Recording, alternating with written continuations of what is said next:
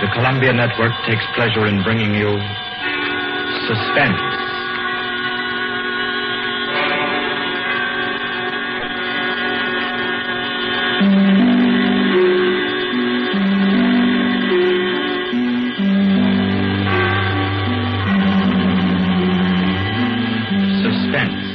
Columbia's parade of outstanding thrillers, produced and directed by William Spear and scored by Bernard Herrmann. The notable melodramas from stage and screen, fiction and radio, presented each week to bring you to the edge of your chair, to keep you in suspense.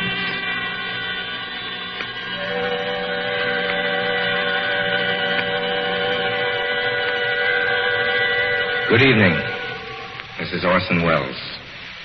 I'm very happy I am to be back in the United States and back on the Columbia Network, even for so short a visit as this one. Back with old friends like Johnny Dietz, who's tonight's director, and Bernard Herrmann. The Mercury Theater presented tonight's radio play for the first time last year. We came right out then and hailed it as a classic of the medium. Nobody argued the point. A lot of people asked us to do it again, so it's gratifying to get the chance now, and to find a favorite of ours in this distinguished anthology of spook shows. Personally, I've never met anybody who didn't like a good ghost story. But I know a lot of people who think there are a lot of people who don't like a good ghost story. For the benefit of these, at least, I go on record at the outset of this evening's entertainment with a sober assurance that although blood may be curdled on this program, none will be spilt. There's no shooting, knifing, throttling, axing, or poisoning here. No clanking chains, no cobwebs, no bony and/or hairy hands appearing from secret panels, or, better yet, bedroom curtains. If it's any part of that dear old phosphorescent foolishness that people who don't like ghost stories don't like, then again, I promise you, we haven't got it. Not tonight. What we do have is a thriller. It's half as good as we think it is. You can call it a shocker. It's already been called a real Orson Welles story. Now, frankly, I don't know what this means. I've been on the air directing and acting in my own shows for quite a while now, and I don't suppose I've done more than half a dozen thrillers in all that time. Honestly, I don't think even that many, but it seems I do have a reputation for the uncanny. Quite possibly, a little escapade of mine involving a couple of planets, which shall be nameless, is responsible. Doesn't really matter. Don't think I disapprove of thrillers. I don't. A story doesn't have to appeal to the heart. It can also appeal to the spine. Sometimes you want your heart to be warmed, and sometimes you want your spine to tingle. The tingling, it's to be hoped, will be quite audible as you listen tonight to The Hitchiker. That's the name of our story, The Hitchiker.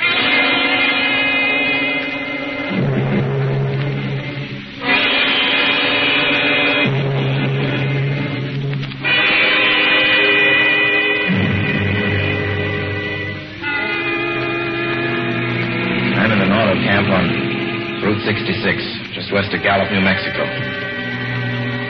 If I tell it, perhaps it'll help me.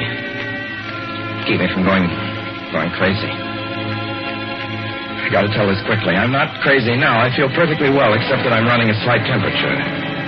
My name is Ronald Adams.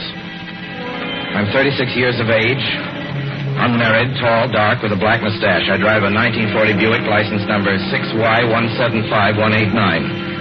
I was born in Brooklyn. All this I know. I know that I'm at this moment perfectly sane. That it's not me who's gone mad. It's something else. Something utterly beyond my control. I'd love to speak quickly. At any minute, the link may break. This may be the last thing I ever tell on Earth. The last night I ever see the stars.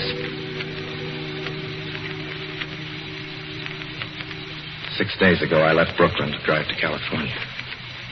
Goodbye, son. Good luck to you, my boy. Goodbye, Mother. Here, give me a kiss, and I'll go. I'll come out with you to the car. Oh, no, it's raining. Stay here at the door. Hey, what's this? Tears? I thought you promised me you wouldn't cry. Oh, I know, dear. I'm sorry. But I do hate to see you. I'll be back. It'll only be on the coast 3 months. Oh, it isn't that. It's just the trip. Ronald, I wish you weren't driving. Oh, Mother, there you go again. People do it every day. I know, but you'll be careful, won't you? Promise me you'll be extra careful. Don't fall asleep or drive fast or pick up any strangers on the road. Oh, gosh. I think I was still 17 here, you told. Oh. And why? I mean, as soon as you get to Hollywood, won't you, son? Of course I will. Don't you worry. There's nothing going to happen. It's just 8 days of perfectly simple driving on smooth, decent, civilized roads with a hot dog or a hamburger stand every 10 miles.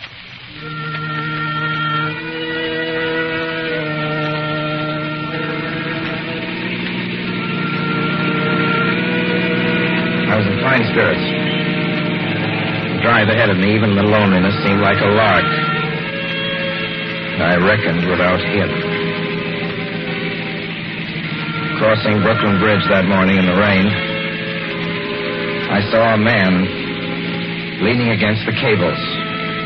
He seemed to be waiting for a lift. There were spots of fresh rain on his shoulders.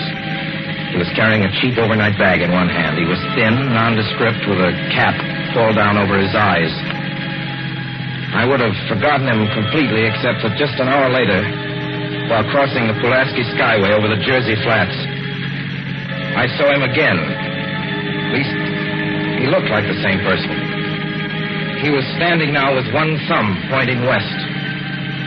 I couldn't figure out how he got there, but I thought probably one of those fast trucks had picked him up, beat me to the Skyway, and let him off. I didn't stop for him. Then late that night, I saw him again. It's on the new Pennsylvania Turnpike between Harrisburg and Pittsburgh. It's 265 miles long with a very high speed limit.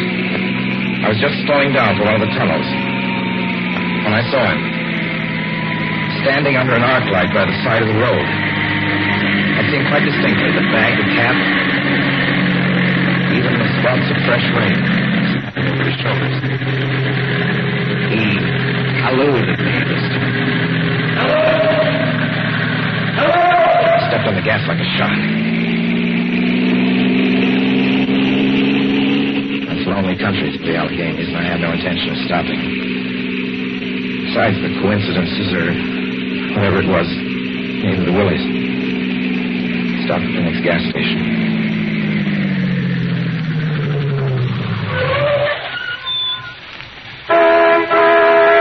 Yes, sir. Fill her up. Certainly, sir. Check your oil, sir? No, thanks.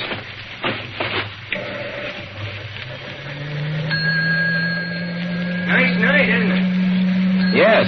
It hasn't been raining here recently, has it? Not a drop of rain all week. Oh? Oh, I suppose that hasn't done your business any harm. Oh, people drive through here all kinds of weather. Mostly business, you know. There aren't many pleasure cars out on the turnpike this season of the year. I suppose not. What about hitchhikers? Hitchhikers here? What's the matter? Don't you ever see any? Not much. If we did, it'd be a sight for sore eyes. Why? Oh, I'd be a fool who started out to hitch rides on this road. Look at it.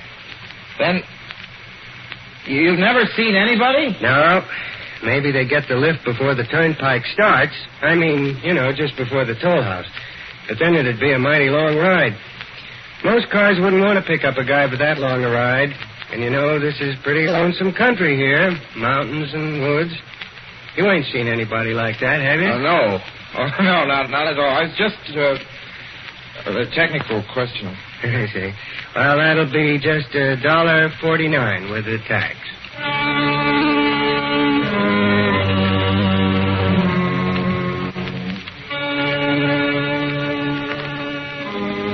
It gradually passed through my mind a sheer coincidence. I had a good night's sleep in Pittsburgh. I didn't think about the man all next day until just outside of Zanesville, Ohio, I saw him again.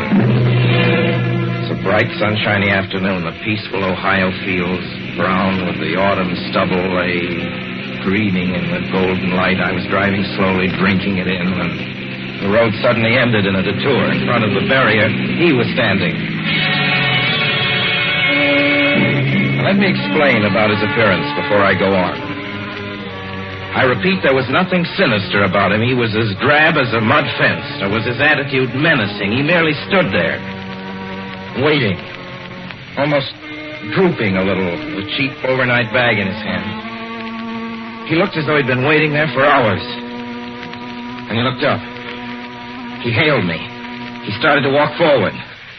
Hello? Hello? Hello? No, not just now. Sorry. Northern California? No, not today. The other way, going to New York. Sorry.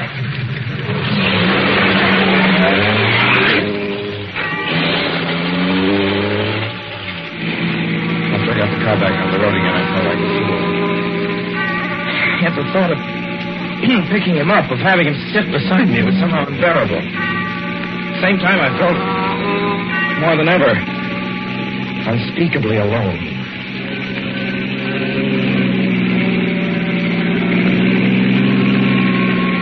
Hour after hour went by. I feel as the towns ticked off one by one. The light changed.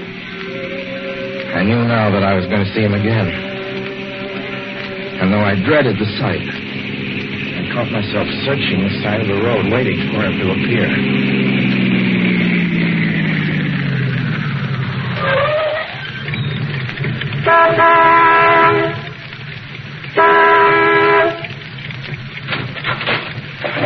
Yeah, what is it? What do you want? Sell sandwiches and pop here, don't you? Yeah, we do in the daytime. If we're closed up now for the I know, but I was wondering if you could possibly have a cup of coffee, black coffee, just... No, not this time of night, mister. My wife's a cook. She's a man. Don't shut the door, please. Listen, just a minute ago... Just a minute ago, there was a man standing here right beside the stand, a suspicious-looking man. I don't mean to disturb it. And you see, I was driving along when I just happened to look, and there he was. How's he doing? Well, nothing. You've been taking a nip. That's what you've been doing. Now, on your way before I call out Sheriff Oates.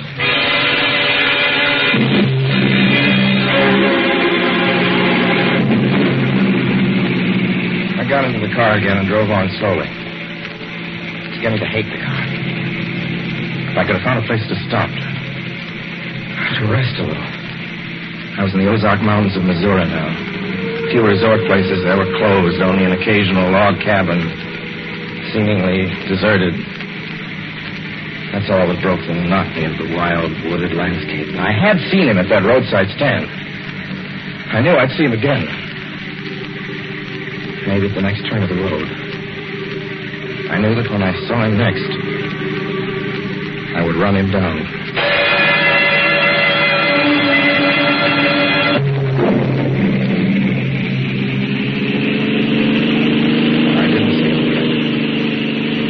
I didn't see him until late next afternoon. I stopped the car at a sleepy little junction just across the border into Oklahoma to let a train pass by. When he appeared across the tracks, leaning against a telephone pole. Perfectly airless, dry day. The red clay of Oklahoma was baking under the southwestern sun. Yet there were spots of fresh rain on his shoulders. I couldn't stand that. Without thinking, blindly, I started the car across the tracks. He didn't even look up at me. He was staring at the ground. I stepped on the gas, turning the wheel sharply toward him. I could hear the train in the distance now, but I didn't care. And something went wrong with the car.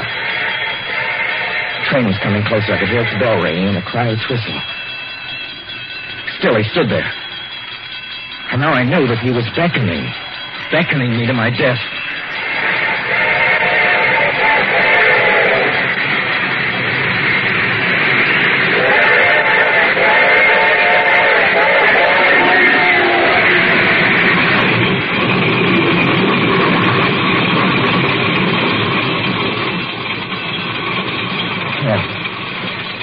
Frustrated and left. The starter worked at last.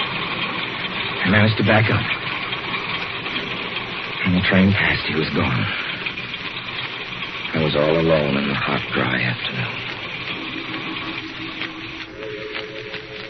After that, I knew I had to do something.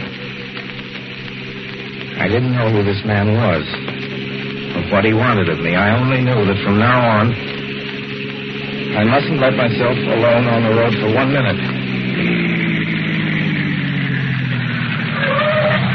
Hello there. Like a ride? Well, what do you think? How far are you going? Where do you want to go?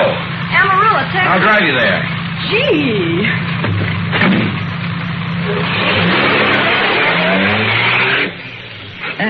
You mind if I take off my shoes? My dogs are killing me. Go right ahead. Oh, gee, what a break this You hitchhike much? Sure, only it's tough sometimes in these great open spaces to get the break. I should think it would be, though I'll bet you get a good pickup in a fast car. If you did, you could get places faster than, say, another person in another car, couldn't you? I don't get you. Well, take me, for instance. Suppose I'm driving across the country, say, at a nice, steady clip, about 45 miles an hour. Couldn't a girl like you just standing beside the road waiting for a lift beat me to town? Or any town, provided she got picked up every time in the car doing from 65 to 70 miles an hour? I don't know. What difference does it make? Oh, no difference. It's just a crazy idea I had sitting here in the car. Imagine spending your time in a swell car thinking of things like that. What would you do instead? What would I do? If I was a good-looking fellow like yourself, why, I just enjoy myself every minute of the time. I'd sit back and relax. And if I saw a good-looking girl along the side of the road... Hey, look out! Did you see him?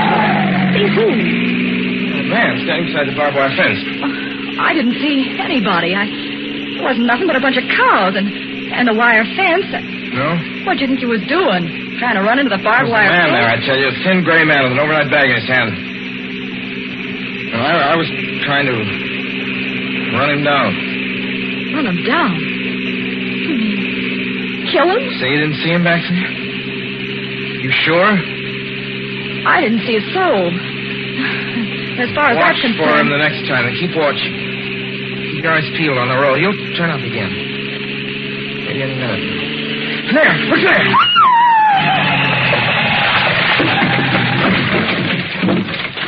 How does this door work? I'm getting out of here. Did you see him that time? No, I didn't see him that time. And personally, mister, I don't expect never to see him. All I want to do is go on living.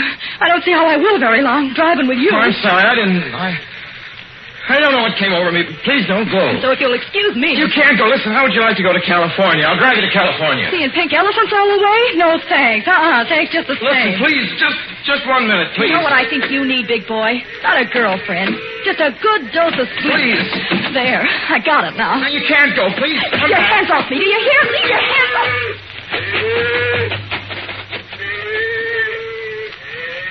She ran from me. As though I were a monster. 2 minutes later, I saw a passing truck pick her up. I knew then that I was utterly alone. It was in the heart of the great Texas prairies. There wasn't a car on the road after the truck went by. I tried to figure out what to do, how to get hold of myself. If I could find a place to rest, or even if I could sleep right here in the car for a few hours along the side of the road. I was getting my winter overcoat out of the back seat to use as a blanket when I saw him coming toward me, emerging from the herd of moving steer. Hello?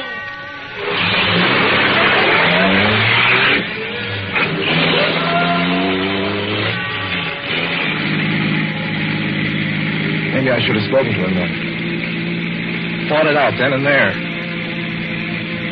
For now, he began to be everywhere. Whenever I stopped, even for a moment, for gas, for oil, for a drink of pop, a cup of coffee, sandwich, he was there. I saw him standing outside the auto camp in Amarillo that night when I dared to slow down. I was sitting near the drinking fountain, a little camping spot, just inside the border of New Mexico. He was waiting for me outside the Navajo reservation where I stopped to check my tires. I saw him in Albuquerque when I bought 20 gallons of gas.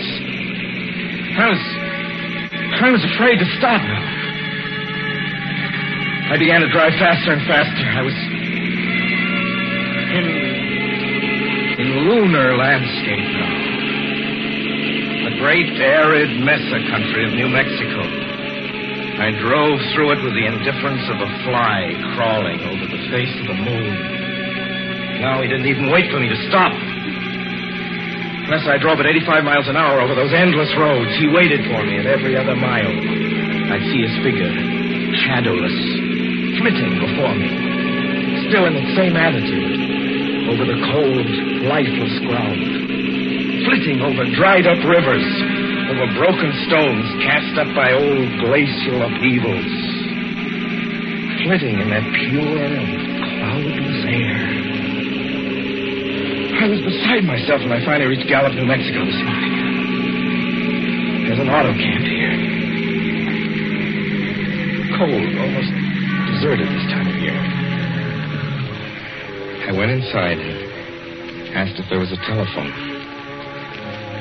I had the feeling that if only I could speak to someone familiar, someone I loved, I could pull myself together.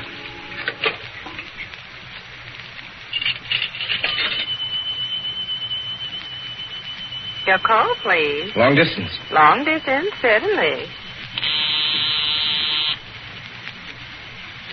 This is long distance. I'd like to put in a call to my home in Brooklyn, New York. I'm Ronald Adams. The number is Beechwood 200828. Certainly, I will try to get it for you. Albuquerque, New York for Gallup. New York. Gallup, New Mexico, calling Beechwood 20828. I read somewhere that love could banish demons. It's the middle of the morning. I knew Mother would be home. I pictured her tall and white-haired in her crisp house dress, going about her tasks. It'd be enough, I thought, just to hear the even calmness of her voice. Will you please deposit $3.85 for the first 3 minutes? When you have deposited $1.50, will you wait until I have collected the money?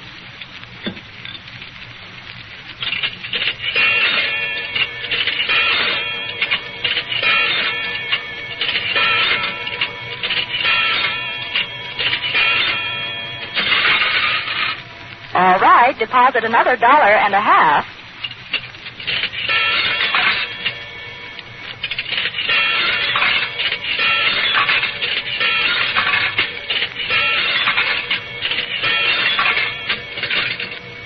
Will you please deposit the remaining 85 cents?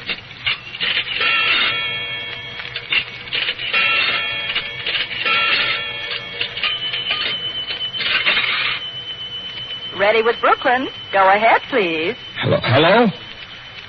Mrs. Adams' residence. Hello, Mother?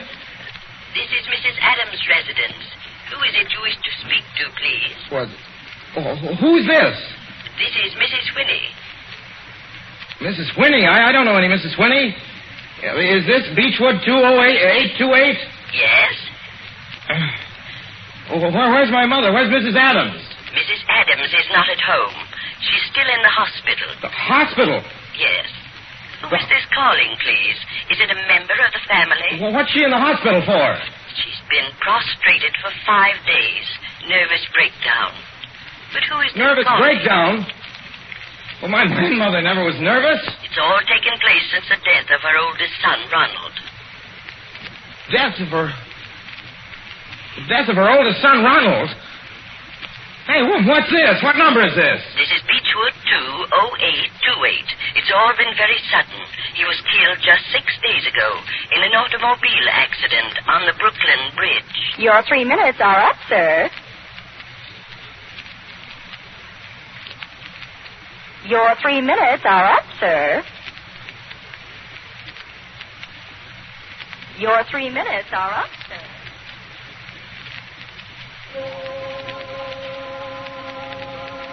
And so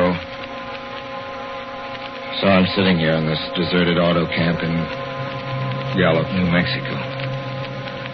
I'm trying to think. I'm trying to get hold of myself. Otherwise, I'm going to go crazy. Outside, it's night. The vast, soulless night of New Mexico. 1 million stars are in the sky. Ahead of me stretch 1,000 miles of empty mesa. Mountains, prairies, desert. Somewhere among them, he's waiting for me. Somewhere I shall know who he is and who I am.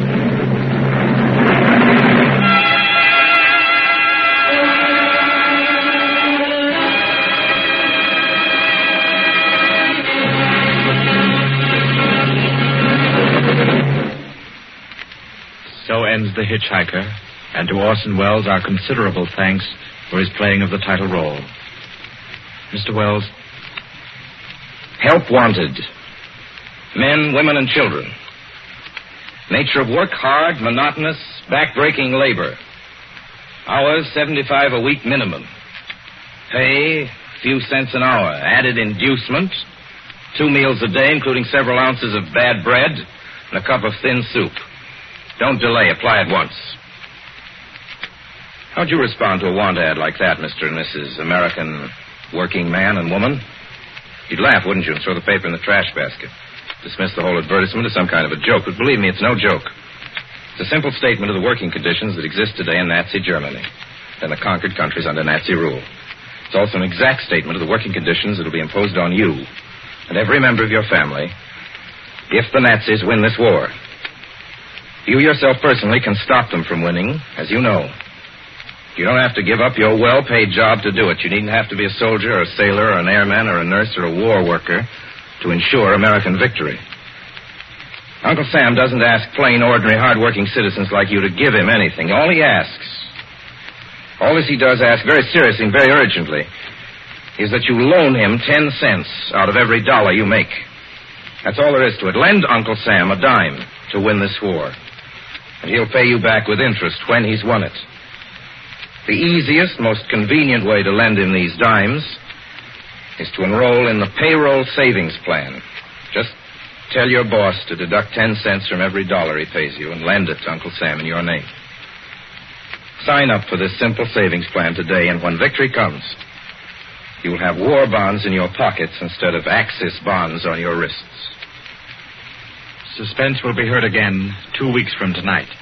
Next Wednesday night, September 9th, the Columbia Broadcasting System will present over many of these stations at 9:30 p.m. Eastern Wartime an address by W. Averell Harriman, the United States Lend-Lease Administrator in London. Mr. Harriman, as the personal representative of the President of the United States, attended the Moscow conferences between Winston Churchill and Joseph Stalin. Next Wednesday's broadcast will be Mr. Harriman's first public address since his return to this country. Suspense is produced and directed by William Spear. John Dietz was our guest director this evening. Tonight's radio drama was written by Lucille Fletcher. The original score was by Bernard Herrmann.